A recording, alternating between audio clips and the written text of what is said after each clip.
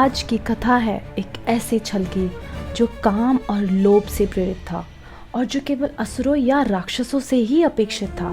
परंतु यह छल किया स्वयं इंद्रदेव ने, और क्या मिला उन्हें ये छल करके, जानते हैं आज की वीडियो में। हरे कृष्णा मेरे प्यारे दोस्तों, स्वागत है आप सबका हमारे इस चैनल पुरातन सत्य में। एक समय की बात है, त्रेता युग में अहिल्या नाम की एक स्त्री हुआ करती थी, अत्यंत सुंदर, गुणवान और तेजस्विनी। उनका जन्म सामान्य स्त्रियों की तरह नहीं हुआ था। प्राचीन ग्रंथों के अनुसार उन्हें स्वयं ब्रह्मा जी ने रचा था। दिव्य तेज से गढ़ी गई सौंदर्य, बुद्धि और पवित्रता की प्रतीक। ब्रह्मा जी ने उन्हें बड़े स्नेह से पाला। जब उनका विवाह का समय आया तो ब्रह्मा जी ने एक शर्त रखी कि जो भी पृथ्वी का चक्कर लगाकर सबसे पहले वापस आएगा वही अहिल्या का पति बनेगा। देवताओं ने इस प्रतियोगिता में भाग लिया, लेकिन गौतम ऋषि ने अपने योग बल से पृथ्वी की परिक्रमा सबसे पहले कर ली और आके ब्रह्मा जी के सामने हाथ जोड़ लिए। इस प्रकार अहिल्या का विवाह गौतम ऋषि से हुआ। देवताओं के राजा इंद्र ने अहिल्या के अनुपम सौंदर्य के बारे में सुना था। उनकी सुंदरता की कथाएं स्वर्ग तक पहुंची थी। धीरे धीरे इंद्र के मन में एक कामुक इच्छा उत्पन्न हो गई। उसने देखा कि गौतम ऋषि प्रतिदिन सुबह स्नान और संध्या के लिए आश्रम से बाहर जाते हैं। एक दिन इंद्र ने गौतम ऋषि का रूप, स्वर और चाल ढाल धारण कर ली और छल पूर्वक आश्रम में प्रवेश कर गया। अब यहाँ आता है कथा का सबसे गहरा मोड़। अहिल्या ने जब इंद्रदेव को देखा अपने पति गौतम ऋषि के रूप में, उन्हें संदेह हुआ। उनके मन ने सोचा, ये मेरे पति जैसे तो लगते हैं, लेकिन कुछ तो भिन्न है। लेकिन अहिल्या ने मौन स्वीकृति दे दी। शायद जिज्ञासा या शायद भ्रम या फिर इस बात का अभिमान कि स्वयं देवता भी उनकी कामना करते हैं। अन्य संस्करण कहते हैं कि इंद्र का वेश इतना परिपूर्ण था कि अहिल्या पूरी तरह से धोखा खा गई।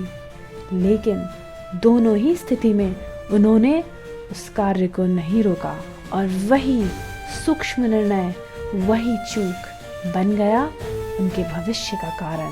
कुछ क्षण बाद जैसे ही इंद्र कुटिया से बाहर निकले, वास्तविक गौतम ऋषि आश्रम में लौट आए और अपनी योग दृष्टि से उन्होंने पूरा दृश्य जान लिया। वे इतने क्रोधित हुए मानो उनकी क्रोध से दिशाएं जलने लगी। मात्र अहंकार से नहीं, बल्कि धर्म, तपस्या और विश्वास के घोर उल्लंघन से। उन्होंने क्रोध की दृष्टि से इंद्र को देखा और शाप दिया, तू जो देव होकर भी अपनी इंद्रियों पर संयम नहीं रख सका, तेरे लिए स्वर्ग की सारी अप्सराओं की सौंदर्यता पर्याप्त नहीं, जो तुझे मनुष्य और पतिव्रता स्त्री के पास आकर अपनी काम भावना की तृप्ति करने की इच्छा हुई, वो भी छल से। जा, तेरे शरीर पर 1000 योनियां स्त्री जननांग प्रकट हो जाएं। तेरी कामुकता पे सभी देव और मनुष्य तेरा अपमान करे। इतना कहकर फिर गौतम ऋषि ने अहिल्या की ओर देखा। तुम भी दोषी हो, क्योंकि तुम पतिव्रता होकर भी छल को न जान पाई। जा, मेरा शाप है कि तू पाषाण बन जाए। एक पत्थर के समान तेरा जीवन जड़ व्यतीत हो। जिस भावना पे तुम संयम न रख सकी, जा, मेरा शाप है, तुम्हारी सारी भावनाएं शून्य हो जाएं। तुम एक पत्थर बनकर पड़ी रहो जिसे संसार भूल जाए। ये सुनकर अहिल्या के आंखों से अश्रुओं की धारा बहने लगी। लेकिन जैसे जैसे गौतम ऋषि का क्रोध शांत हुआ और उन्होंने अहिल्या की अंतरात्मा की पीड़ा और पश्चाताप को समझा, तो उन्होंने शाप को थोड़ा शिथिल कर दिया और कहा, जब भगवान विष्णु स्वयं मानव रूप में आकर तुम्हें स्पर्श करेंगे, तब तुम पुनः जीवित होकर अपने दिव्य रूप में लौटोगी। इस प्रकार अहिल्या का शाप थोड़ा कम हो गया और फिर आरंभ हुआ अहिल्या के प्रतीक्षा की। क्या आप जानना चाहते हैं कि कितने वर्षों की प्रतीक्षा अहिल्या को करनी पड़ी?